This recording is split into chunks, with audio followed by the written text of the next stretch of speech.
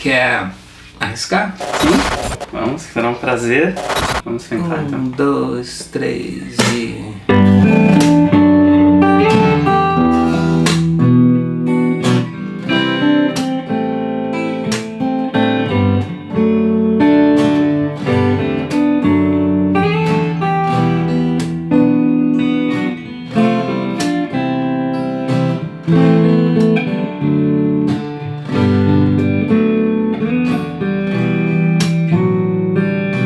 Mas Augusto, muito obrigado por me encontrar aqui. Onde é que nós estamos? Nós estamos em Curitiba. Fizemos esse encontro. O Luiz veio de muito longe, da Austrália, com escalas, né? A última escala em São Paulo. Ele veio dirigindo pela Regis Bittencourt. E eu vim do Rio de Janeiro. E a gente se encontrou aqui na casa do nosso amigo Paulo Plombon, que com a sua irmã Flávia compõe o projeto Chumbo. Curitiba tem uma história importante para você, não é? Ah, sem dúvida. Faz parte da minha vida há muitos anos. A minha esposa é daqui, então a gente passa aqui Natal e janeiro. Isso já tem perto de, sei lá, mais de 20 anos que a gente faz essa viagem. Curitiba tem uma coisa diferente. Eu identifico assim um certo parentesco de Curitiba com Porto Alegre, que é a cidade onde eu vivi a minha juventude, né? Sim. Então, mas são cidades que a grande diferença eu acho que está na proximidade de Curitiba com São Paulo, a grande metrópole, né? Então, isso de certa maneira explica para mim algumas diferenças, assim, que Porto Alegre é uma cidade que tem muita atividade cultural, musical, teatro, mas muito centrada no fator local. E gaúcho, sabe como é que é? Gaúcho é metido a ser tradicionalista, né? Ele preserva, o gaúcho gosta de ser gaúcho, né? Eu sou gaúcho, ninguém é perfeito. Interessante, a sua descendência é ítalo-germânica também? Olha, de parte de mãe é alemã. O nome da minha mãe era Gewehr, que significa espingarda, rifle em alemão. Cuidado com ele. Mas a parte o meu nome, por parte de pai, sempre foi um grande enigma na minha família. E aí, coisa de recente, que se tornou mais claro. Eu tinha uma prima que faleceu, infelizmente, há uns 2 anos atrás. Ela dedicou a vida dela a estudar a genealogia dos Licks, né? Nancy Licks, né? Minha prima querida. Por conta disso, ela se mudou, morou na Inglaterra, ela viajou o mundo e foi garimpando as fontes, né? Porque a grafia do meu sobrenome não é uma grafia germânica, L-I-C-K-S. Ela é mais própria de uma grafia inglesa.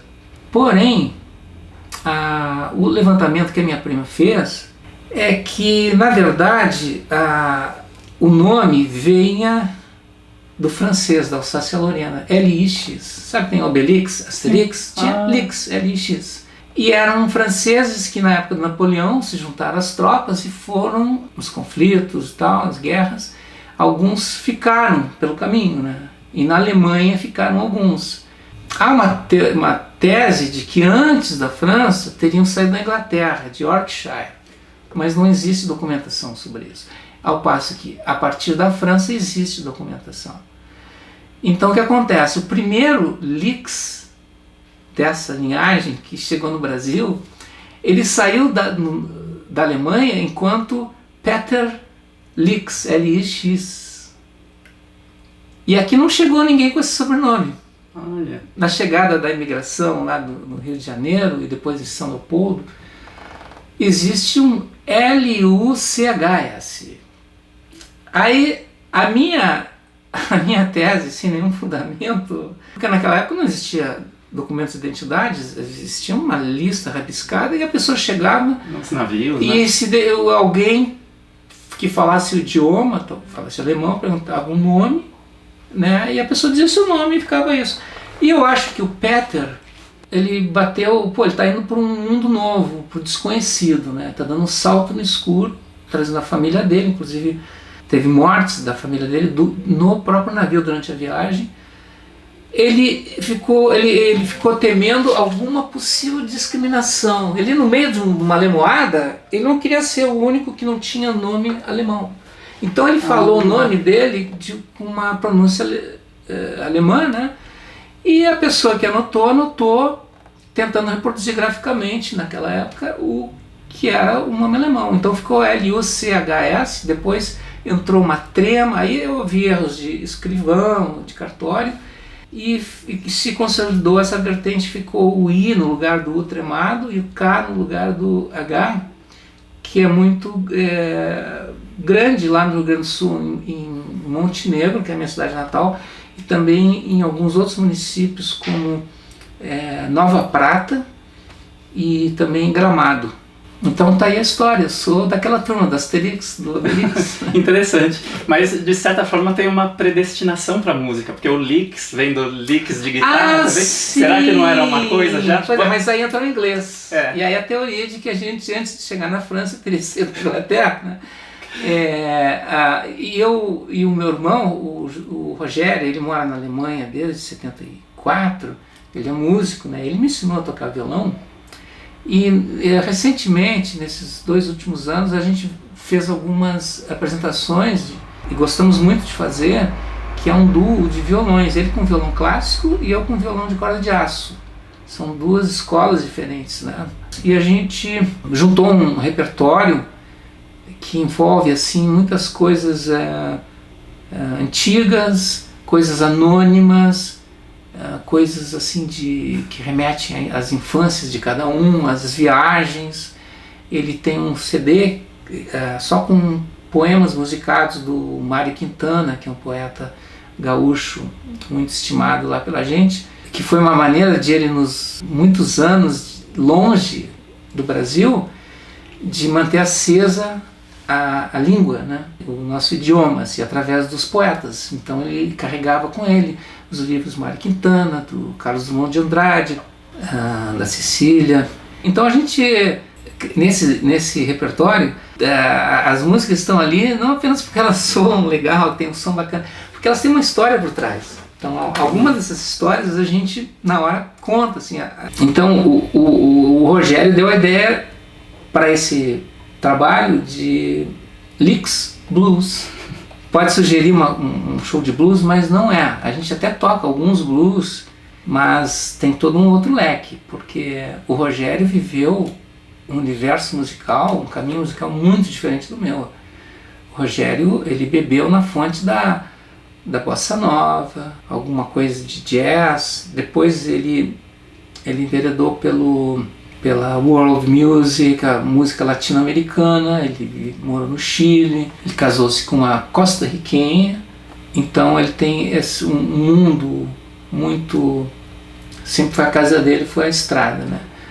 E eu vivi um tempo depois disso, eu vivi assim uma coisa...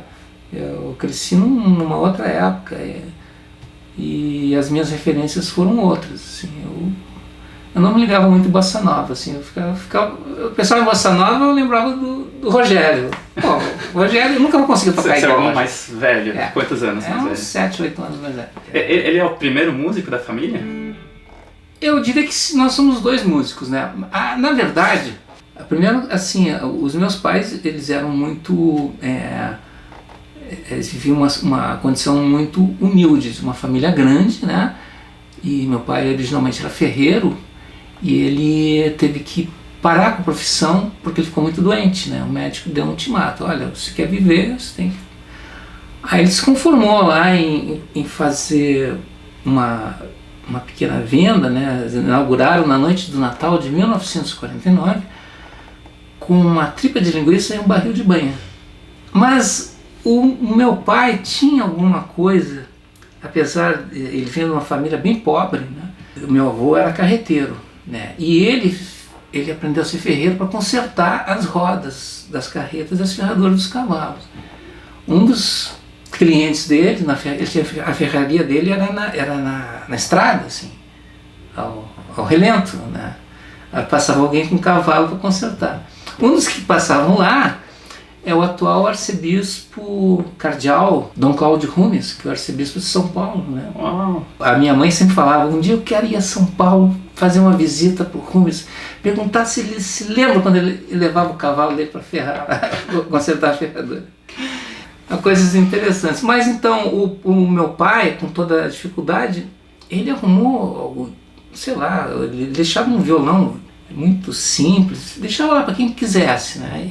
E em uma época ele pagava. Tinha um senhor que tocava à noite lá em Montenegro, o seu Pereira. Ele toca umas músicas aí para a gurizada, né? Ele tocava umas coisas de Lupicínio Rodrigues, ele usava madedeira. Eu era criança, assim, eu lembro que eu usava uma coisa no polegar, ele mandava ver com aquela mão direita. E todo mundo ali ficava assim, né? As minhas irmãs depois tentavam fazer uma segunda voz. O Rogério, eu acho que ficava em silêncio, só assim, ó, escaneando, né? E essa é uma lembrança muito bonita, assim. Eu lembro até algumas músicas que eu tocava. Gente da noite, que não liga preconceito, tem a estrela na alma e a lua dentro do seu peito. É a música do Túlio Piva, é um outro compositor gaúcho. Mas antes do Rogério foi o grande músico. Uma das minhas irmãs, que é um pouco mais velha que ele, a Terezinha, ela era muito ligada em música. Ela teve aulas de piano, conservatório, mas ela, até hoje, ela vive a música, assim. Ela vai a concertos, ela vai a peças, ela vai a filmes, ela tem assim, como quando ela era, acho que adolescente, o mesmo gosto pela música. Eu acho isso uma coisa muito bonita e que muitas pessoas perdem, né? Por certos desvios na vida, certas coisas vão ficando, a música vai ficando assim, lá para um cantinho, né? Desprivilegiado, prejudicado. Então eu acho bonito que, para mim, a prova de que é possível, não, ter sempre a música. Eu falo isso nos meus workshops. A música é uma coisa boa, é um direito de cada ser humano, é uma riqueza que ninguém nos rouba. Não precisa tocar um instrumento, não precisa ser um concertista, ou não, o simples hábito de você ouvir música, porque a música é uma relação de cumplicidade. Alguém executa, alguém toca e alguém ouve. Se não tiver as duas coisas, não tem música, né? É na minha maneira de ver. Então, a Terezinha foi uma grande influência, porque ela botou, assim, me fez gostar de música. E de uma maneira, assim, muito natural, nunca impositiva, né? E isso é uma coisa que eu prezo muito. Eu tive uma professora que eu tive a felicidade de, ao terceiro ano primário, ter uma professora, ter uma aula de música, e de não ter aprendido nada naquela aula. Mas é que a professora era tão querida. Ela tratava as crianças assim com carinho, todo mundo adorava ela. E aquela era a aula de música. A gente não estava ali obrigado a aprender as semínimas, colcheias e tal, como se vê às vezes em algumas escolas, e eu acho que o lamentável, é muito triste, cobrar das crianças uma coisa que não seja absolutamente lúdica, né? Então, ali foi o não ter aprendido nada de música, assentou para mim que a música é uma coisa boa, né? Ela não pode nunca, jamais ser uma coisa ruim. Até no nosso duo a gente conta, o Rogério conta a história de como é que, antes de me ensinar uma primeira de dó, ele fez algumas tentativas, né? Ele vinha de Porto Alegre, me encontrava lá em Montenegro, na velha cozinha, eu com violão, não tocava nada, né? Então ele pegou um dia uma caixinha de fósforo, pegou um palitinho e tocou assim, ó, um palito. Aí eu, bonança! Aí ele me engalfinhou nessa. E aí, então teve outras coisas. Ele também teve uma brincadeira com lápis. Então, se tivesse um lápis aí, eu mostrava pra você. Na verdade é o seguinte, ele pega com lápis, ele batia com lápis assim, né, com o dedo.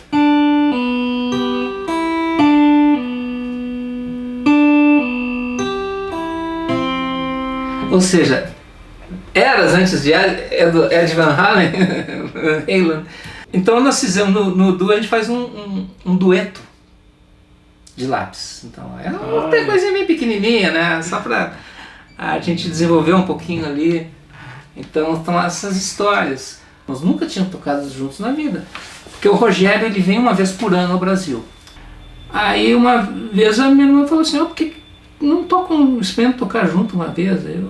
Aí o Rogério, numa das apresentações dele, ele colocou um convidado especial. Não divulgou o nome naquela vez, isso foi em 2017. Não deixa assim, convidado especial, porque bota Augusto Lix, ainda vai ter uma galera de engenheiros do Havaí, né, que ainda tem um efeito residual muito grande da minha época da banda. E o Rogério é um cara, eu temia um pouco, porque ele tem um trabalho assim, completamente alheio à mídia. Ele nunca foi, ele tem vários CDs, vários concertos, vários países. Agora, o que ele toca é uma música instrumental. Então, chegar lá como um resíduo de uma banda que foi muito popular na mídia aqui, eu achei uma coisa um pouco perigosa, né?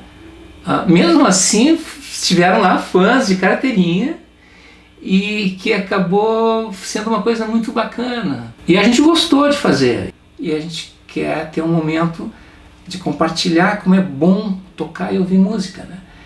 Então por isso a gente ilustra com essas histórias, as origens, por que aconteceu daquela música, o que tem por trás daquilo, o que houve e tal. E isso funciona muito bem. Você teve esse contato que você contou com seu irmão e a música e a sua irmã também no início, mas você depois virou jornalista, não foi? Sim. E o quanto que a música te acompanhou durante esse processo, quando o seu irmão viajou para a Alemanha? Quanto que a música te acompanhou ou quanto você foi para outra área mesmo? Porque assim, eu quando era criança queria ser pintor. Aí, imagina, né? Uma família assim pobre, né? Os pais se matando de trabalhar e a gente tinha que estudar, né? Isso é uma coisa que na casa tinha que estudar e tinha que mostrar o boletim. A ideia de ser pintor era massacrada, né? Porque eu morri de fome. Bom, mas eu cresci depois, foi adolescência, chegando na ideia de que artista morre de fome. Era isso. Então, eu não sabia o que fazer da vida. Foi a época que o Rogério me ensinou a primeira de dó. Me ensinou uma meia dúzia de músicas ali, na verdade. Foi assim, aquilo ali para mim descortinou. Ele ensinou coisas como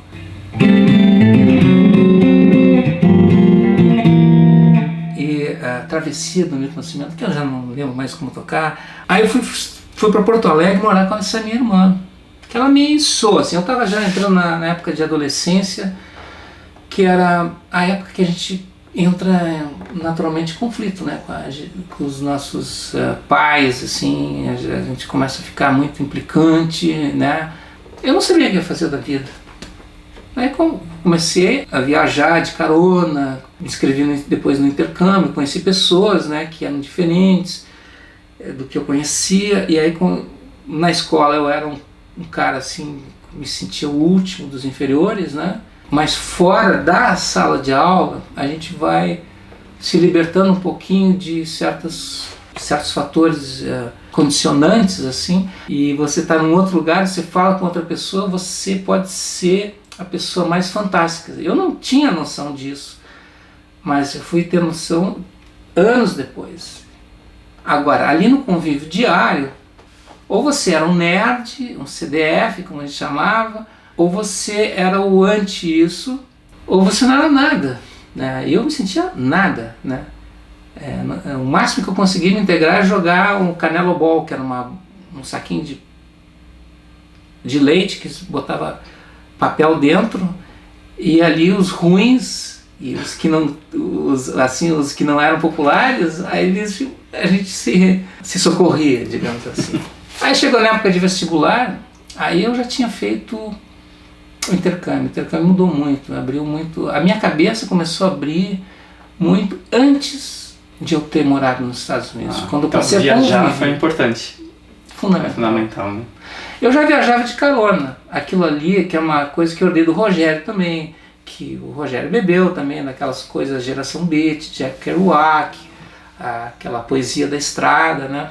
E isso passou para mim. E a gente viajava assim, sem dinheiro, sem nada, pedindo aqui, né? Nós somos estudantes conhecendo o Brasil. Depois, em Porto Alegre, quando entrei para o intercâmbio, me abriu muito a cabeça, assim, porque eu comecei a ouvir assuntos dos quais eu não sabia nada. Né, eu saindo de Montenegro, uma cidade pequena, e aí que me surpreendiam, porque eram os anos de chumbo, né? Isso era 71, 72, poxa, a gente vivia numa escuridão cultural, né? A gente nem era, por uma questão temporal, não era ainda a época em que começou a ser uma prática comum um concerto de música, um show de música popular. Tinha isso, porque não existia ainda. E tinha o fator da repressão política. Então, por exemplo, a gente, até então, para ver alguém tocar, tinha que ir num baile. Enfim, vai lá, paga uma Cuba Libre, você não tem coragem de tirar uma menina para dançar, você fica ali no cantinho e você olha ali pro guitarrista, né, fica vendo como é que ele consegue fazer a pestana. Então, essa era uma época assim, realmente muito fechada, não tinha quase nada. Então, quando filmes eram censurados, livros eram censurados, não tinha aula de história na escola, existia a educação moral e cívica, depois a Organização Social Política Brasileira, o SPB, e a gente não sabia do que acontecia, né? Então, quando eu entrava nesses ambientes, assim, a junção de pessoas de diferentes origens e procedências, conversava-se. E aí era um exercício de elucidação. Você começava a enxergar, opa. E aí, quando aqueles que tiveram a felicidade de ganhar a bolsa, naquela época uma bolsa de estudos, né? Quando iam para o exterior, tinham oportunidade de saber mais do Brasil lá fora do que estando no próprio Brasil, né? Aí eu como tive a felicidade de ficar num lugar assim privilegiado, Nova York, subúrbios da grande metrópole, aí eu comecei a ver coisas que até aquilo que eu ouvia falar dos Estados Unidos não era bem assim, não. Eu ouvia certas coisas dos Estados Unidos, de filme, de bang bang, de não sei o que lá, mas aí eu descobri todo um outro universo, um país obviamente rico, um país mais rico que tem, e que sabe cuidar dos seus, né? E da sua cultura. Então, poxa, eu entrava na biblioteca da escola, estava lá, música, a história dos Estados Unidos, os cancioneiros populares, a história do blues rural, country blues, e assim, o Chicago, e ao mesmo tempo você ouvia aqui, 50s, Xananá tocando aqui com Santana, com José Feliciano, e tinha jazz, e tinha ragtime, meninas se juntavam na rua e faziam um trio de harmonia. Cara, é um troço assim absurdo. Para quem saía do zero, aqui você tinha que ouvir coisas como pós-Jovem Guarda, tem músicas maravilhosas da época, que receberam versões aqui no Brasil. Cara, é de envergonhar. Eu não vou citar assim, porque eu respeito o contexto, né? Havia um contexto e aquilo foi o que dava para acontecer naquela época. Mas, olha, é de chorar. Então foi você sai de um escuro e entra numa situação de múltiplas opções, riqueza cultural, artística. Não tem como ficar indiferente, né? E aí você começa a se interessar, a saber mais, por que as coisas são assim lá no Brasil? Por que não temos essas músicas?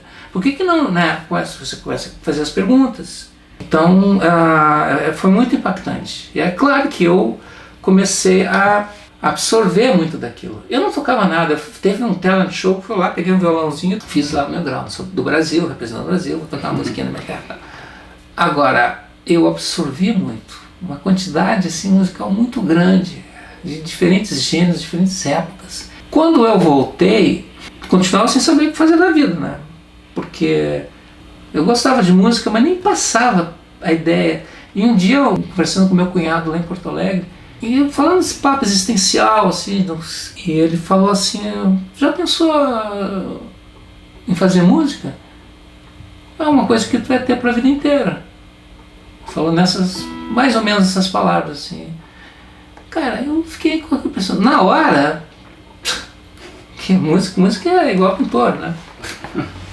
Então eu fiz vestibular, mas alguma coisinha, talvez no subconsciente, no inconsciente, eu fiz vestibular sem saber o que eu queria da vida. E eu fiz jornalismo, por eliminação de outras coisas menos interessantes, não queria nada de exatas, tinha que ser uma coisa de humanas, né? E botei filosofia em segunda opção, aí passei para jornalismo.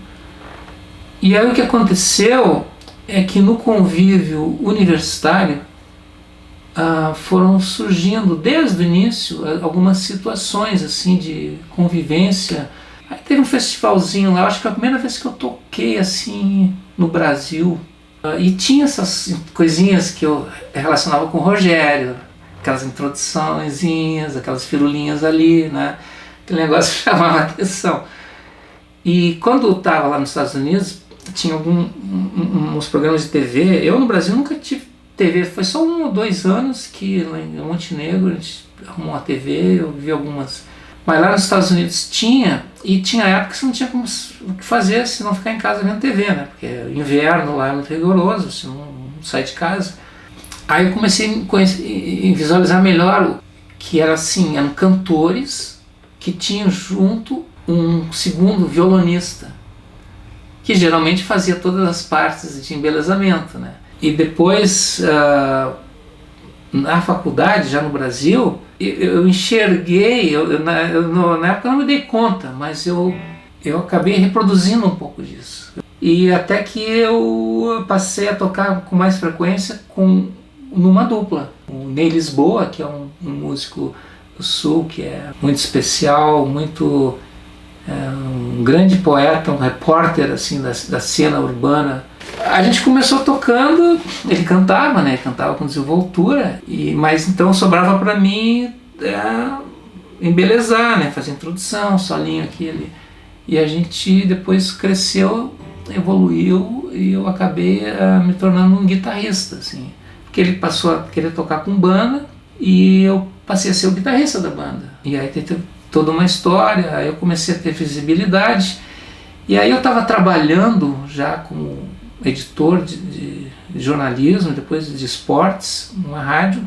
E quando o Ney gravou o primeiro disco dele, aí viemos para São Paulo gravar. Só que a gente era super inexperiente, nós éramos completamente amadores. Eu ficava tentando reinventar a roda, sabe? Então ligar um pedal phaser aqui e bater, e ficava horas ali para achar aquele timbre, os harmônicos, mas em nenhum momento alguém chegou para dizer, oh, viajando aí, cai na real. Não, pelo contrário, pessoas curtiam. Na época eu já era muito ligado em tecnologia e eu já começava sempre procurar uma coisa adiante que eu pudesse usar e transformar em uma ferramenta para tirar determinado som, né? E isso foi bem recebido lá. Então foi muito marcante. Aquele disco hoje deve ser um artigo de colecionador, né? Tem toda uma história lá. Naquele mesmo ano que a gente gravou, foi 83. Quando eu voltei, eu recebi muitas solicitações de trabalho assim, para gravação, coisas de estúdio. E eu abraçava tudo, né? Eu queria mais, né, envolver, mas ali foi um sinal amarelo que me mostrou que eu não ia poder sustentar as duas carreiras, né? Eu era jornalista de rádio, cronista esportivo, e eu tocava, fazia música pelo gosto, assim, as situações iam surgindo, gravações de estúdio, música para teatro, e eu botava tudo isso num liquidificador, assim, processava, sempre procurando fazer alguma coisa que eu não tivesse feito ainda, experimentando. Sempre era uma coisa, uma nova aventura, digamos assim, cada vez que eu entrava no estúdio lá. Aí chegou um momento que não deu mais para conciliar, assim, eu estava assim, claro que eu tinha uma perspectiva de continuar, eu estava querendo fazer mais música, mas não ia poder fazer as duas coisas, então eu tive que sacrificar a rádio, né? E aí comecei um longo tempo, assim, gravei com bastante gente, e chegou em 86, o Cleiton Cledir, do Dupla Gaúcha, me convidou para tocar a excursão com eles. Para mim foi um aprendizado, né, porque me deu assim um conhecimento que era excursionar. É um pessoal assim fera, né? E para mim, eu meio caipira, saindo lá do sul, então tudo para mim era uma lição a mais a ser aprendida. Eu tenho a sensação de que eu nunca fiz a mesma coisa em sequência, assim, não repetiu. Sempre foram situações e situações desafiadoras, que eu acho que isso que me estimulava, né? Aí em 87 surgiu o convite para entrar para a banda, né? E aí foi uma mudança muito radical, assim, da maneira que eu vivia e tal. Isso seria um longo relato.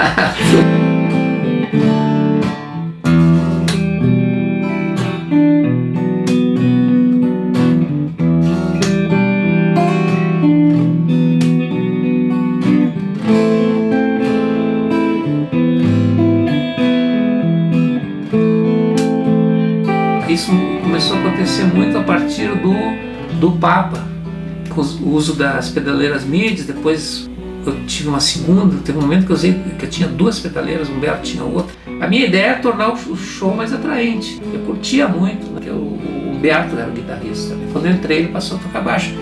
Então ficou muito diferente, muito...